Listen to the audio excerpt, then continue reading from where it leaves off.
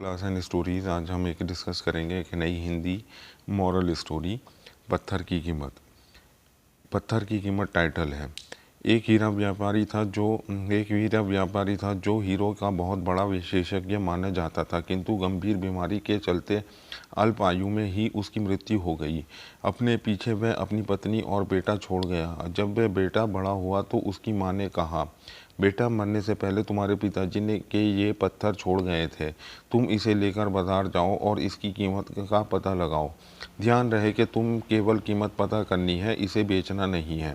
युवक पत्थर लेकर निकला। सबसे पहले उसे एक सब्जी बेचने वाली महिला मिली। अम्मा, तुम इस पत्थर के बदले मुझे क्या दे सकती हो? युवक ने पूछा।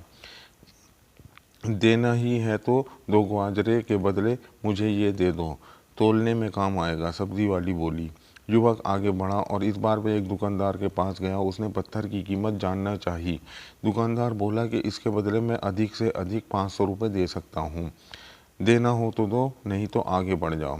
युवक इस बार एक सुनार के पास गया। सुनार ने पत्थर के बदले 20,000 देने की बात की। फिर वह हीरो के एक प्रतिष्ठित दुकानदार के पास उसे पत्थर के बदले 1 लाख रुपए का प्रस्ताव मिला। अंत में युवक शहर के सबसे बड़े हीरा विशेषज्ञ के पास पहुंचा और बोला, श्रीमान, कृपया इस पत्थर की कीमत बताने का कष्ट करें।